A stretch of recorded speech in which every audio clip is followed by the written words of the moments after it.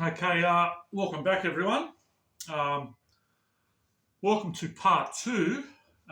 In these next two videos, because it's going to be fairly lengthy, I'm going to talk about my Catholic story, my upbringing in Roman Catholicism, and how I fell away. Basically, how I was raised early on in the Catholic Church, fell away, and become became to be judged by the Lord Himself. First of all, we need to do a little bit of housekeeping. I've just completed two videos now, and what I'm going to do, if you want to continue watching this series, because I'm basically producing each video one video at a time, and what I'm going to do is going to put it in a playlist where each video is sequentially moves on to the next, so you can watch it in some sequential order where it makes sense, where there's continuity of the subject matter. So I'll place a description of that playlist below this video. And I'll subsequently do that in every video that's going to be produced after this one. So you know where to look if you want to do a marathon session in understanding the faith, as I'm doing a series on contending for the faith once and for all delivered to the saints. Okay, let's get to it, shall we? I was born in the western suburbs of Sydney in 1974. My earliest memory as a three and a half year old toddler was playing in the sandpit at the backyard of my uncle's house in Melbourne.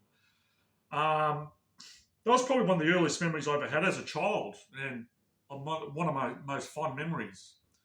I continued being a child from, say, 3.5 to about 8, doing what kids usually do, play, whatever, blah, blah, blah. Then because in our Croatian community, we have a huge interest in football, soccer, and it's one of the national sports of Croatia.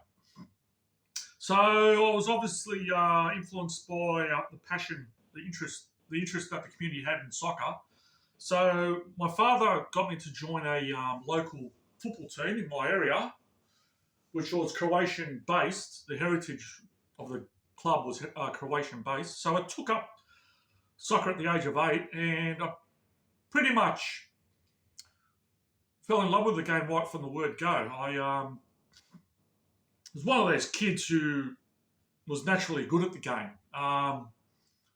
The skills were there. For some reason or another, by the grace of God and how He made me, I was good with my feet, and I picked up the game really, really quickly. And I was one of those kind of kids that could pretty much, I was fairly small and skinny, but I was one of those kids that could dribble really well and hold on to the ball. I was one of those kids that could pretty much dribble 6 or 7 players, go through half the team, and so I was fairly. I mean, I was fairly talented, without sounding too full of myself. I was fairly good for a kid.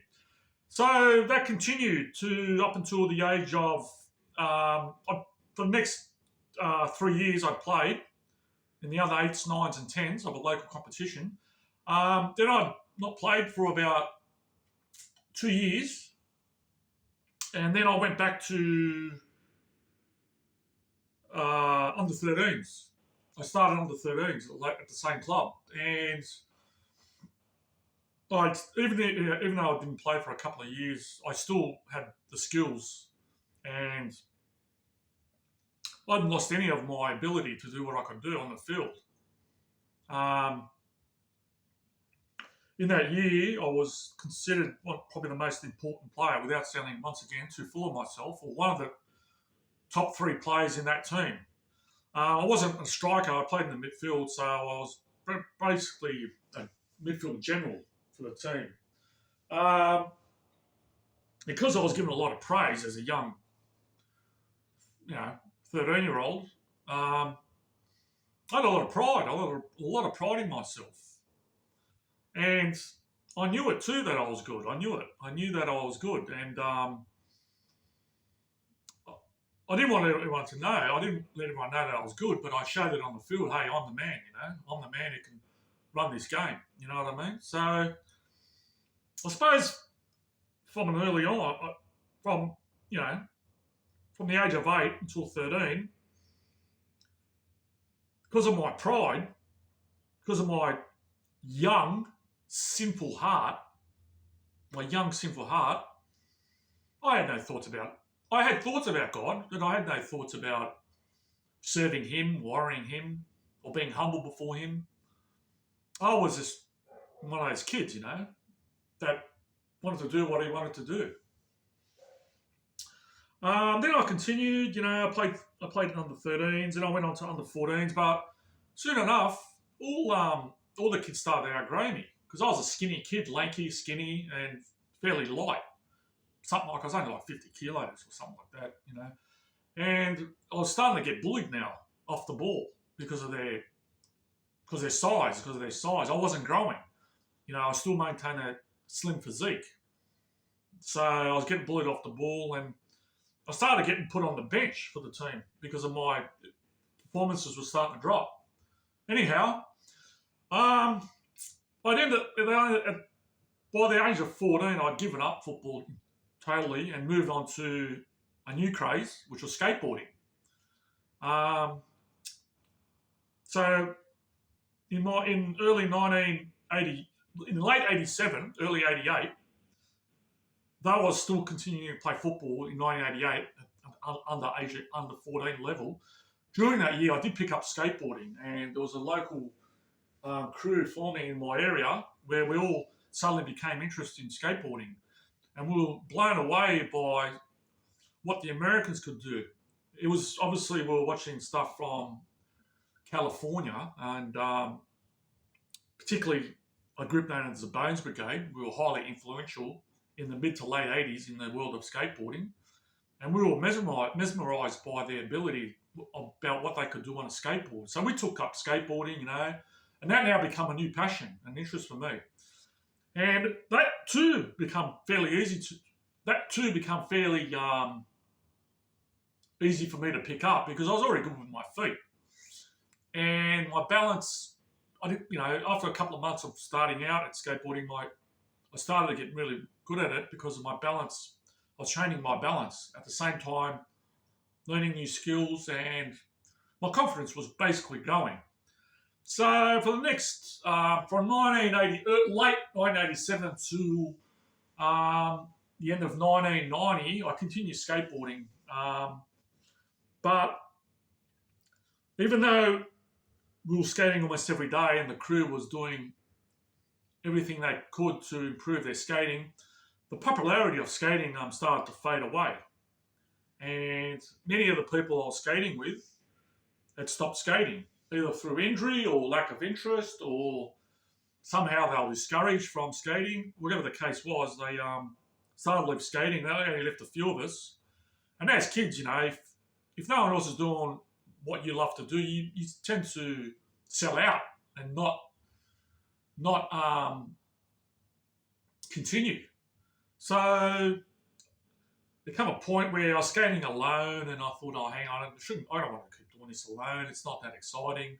I have no friends. Even though I like doing what everyone else has left the scene, so forth and so forth. So anyway, I decided to turn to my studies at school.